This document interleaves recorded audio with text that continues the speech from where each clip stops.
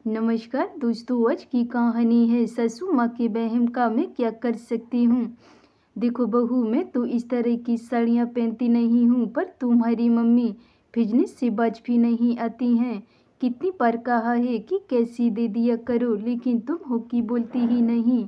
कल कंबली आए तो उसे दे देना। शैलजा ने बहू निशा को उसकी मम्मी की लाई हुई साड़ी देती हुई कहा, पर निशा ने कोई जवाब नहीं दिया। चुपचाप साड़ी ली और अपनी पास रख ली। जानती थी कि ये तो शैलजा की आदत है। कोई पहली बार तो ऐसा हो नहीं रहा था। उसने साड़ी ले जाकर अपनी अलमारी में रख दी। पूरे 1500 रुपये की साड़ी है, ऐसे कैसे काम वाली को दे दें। मम्मी कितनी मन से उसकी सस के लिए लेकर आई थी, पर ससु माँ को तो कभी भी उसकी मम्मी का लाया हुआ कोई सामान पसंद ही नहीं आता था। उसकी शादी में भी आई हुई साड़ियों में उसकी ससु माँ शैलजा ने खूब कमियां निकाली थी। हालांकि यही अलग बात है कि उनके खुद के रिश्तेदारों को वो साड़ियाँ खूब पसंद आई थीं, और पता नहीं क्यों इनके मन में हमेशा वहम रहता था कि बहू के मायके से उनके लिए हमेशा हल्की फुल्की साड़ी आती हैं, और सिर्फ बहू के मायके के लिए ही नहीं, खुद बहू के लिए भी उनके मन में यही सब चलता रहता था। बहू खुद तो अच्छी अच्छी साड़ियाँ पहनती है और मेरे लिए हमेशा हल्की फुल्की साड़ियाँ लेकर आती है, और ये बात निशा अच्छी से जानती थी। थोड़ी देर बाद शैलजा निशा के कमरे में आई और बोली, बहू ये तुम्हारे पापा जी ने पैसे दिए हैं। करवा चौथ नज़दीक आ रहा है तो तुम्हारे लिए नई साड़ी बाजार से ले आना। मम्मी जी आप भी साथ ही बाजार चलिए ना, मैं भी आपको अपनी तरफ से एक साड़ी दिलवा दूंगी, तो आप अपनी पसंद से ही खरीद लेना। पैसे भी मम्मी की लाई साड़ी तो अपनी मुझे दे दी, तो फिर मुझे खरीदने की क्या ज़रूरत है। नहीं नहीं, मुझे बाजार नहीं जाना, और वो साड़ी तो तुम्हारी मम्मी ने दी है ना, हमारी तरफ से थोड़ी ना है। तुम्हारी पसंद से खुद ही ले आओ, कहकर शैलजा कमरे से निकल गई। निशा ने सोचा, चलो मम्मी जी नहीं जा रही हैं तो विशाल को अपने साथ ले जाऊंगी। आखिर मम्मी जी अपने बेटे की पसंद की भी खूब तारीफ करती हैं, तो वो ही मम्मी जी की पसंद की साड़ी दिला देंगे। शाम को जैसे ही विशाल घर आया, थोड़ी देर बाद निशा विशाल को लेकर मार्केट रवाना हो गई। वहाँ से खुद के लिए और शैलजा के लिए साड़ियाँ खरीद कर ले आई। दोनों साड़ियाँ एक ही कीमत की थीं।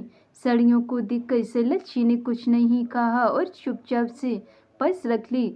दूसरे दिन निशा ने कहा, लाइए मम्मी जी, इसका ब्लाउज दे दीजिए, मैं तैयार करवा दूंगी।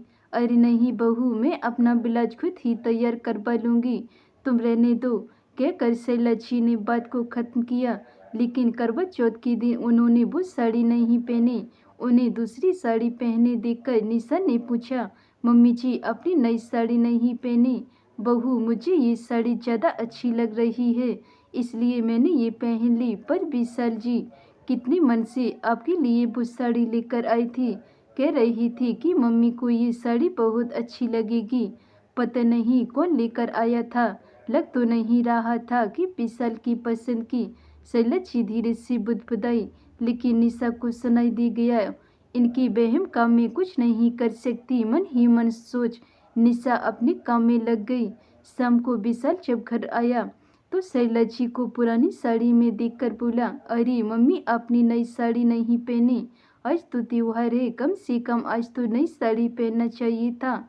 अरे बेटा बस ऐसे ही, और वैसे भी तो तैयार नहीं थी इसलिए नहीं पहनी, कहकर शैलजा अपने कमरे में चली गई।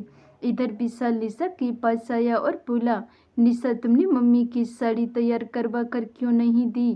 साड़ी तो तैयार ही थी। हाँ, ब्लाउज के लिए मैंने कहा था तो मम्मी जी ने कहा कि मैं तैयार करवा लूँगी। निशा ने कहा, निशा तुम्हें ध्यान रखना चाहिए था ना, देखो तुम्हारे कारण मम्मी ने त्योहार पर पुरानी साड़ी पहन रखी है।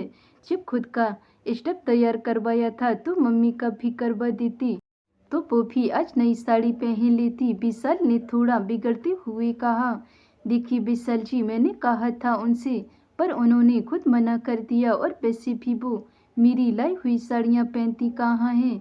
तुम औरतें ना वहम ज़्यादा रखती हो, इससे अच्छा तो मम्मी से पूछ लेती, और वैसे भी साड़ी में अपनी पसंद की लेकर आया था। मम्मी मेरी लाई हुई चीज़ों को मना नहीं करती, कहकर विशाल कमरे से निकल गया। वहाँ से निकलकर वो सीधा अपनी मम्मी के कमरे की तरफ गया, लेकिन उसके पैर वहीं बाहर रुक गए। अंदर से लच्छी अपने पति से कह रही थी, मैं तो कभी ना पहनूं बहू की लाई हुई साड़ियाँ। खुद के लिए तो देखो कितनी शानदार साड़ियाँ लेकर आती है और मेरे लिए हल्की फुल्की से उठा कर ले आती है। अरे पर इस बार तो वो विशाल को साथ लेकर गई थी ना, और मैंने सुना ये साड़ी तो विशाल पसंद करके लाया है, और कहाँ से तुम्हें ये हल्की फुल्की लग रही है। अरे तुम्हें क्या पता है, कभी किसी बहू या उसकी माँ के बालों ने सास को ढंग का दिया है, और विशाल का तो नाम ले रही है ताकि मैं ये साड़ी पहन लूँ। मैं तो ना पहनूं ये साड़ी। शैलजा की बातें सुनकर विशाल उल्टे पांव वापस लौट आया और आकर निशा से बोला, आइंदा मम्मी के लिए साड़ी खरीदने की ज़रूरत नहीं है, तुम उन्हें पैसे ही दे दिया करो ताकि वो खुद अपनी पसंद की साड़ी खरीद सके और त्योहार पर नई साड़ी पहन सके। इसके बाद किसी भी तीज और त्योहार पर निशा ने कभी कोई गिफ्ट लाकर अपनी सास को नहीं दिया। वो हर बार बस पैसे निकाल कर दे देती थी। यहाँ तक कि अपने मायके वालों को भी कह दिया था कि आपको मेरी सास को देना है तो पैसे दे दिया करो, वो अपनी पसंद का खुद खरीद लेंगी। धन्यवाद दोस्तों। अगर ये मेरी कहानी आपको पसंद आई हो तो वीडियो को लाइक कमेंट शेयर जरूर करें। अगर चैनल पे नए हैं तो चैनल को सब्सक्राइब कर लें।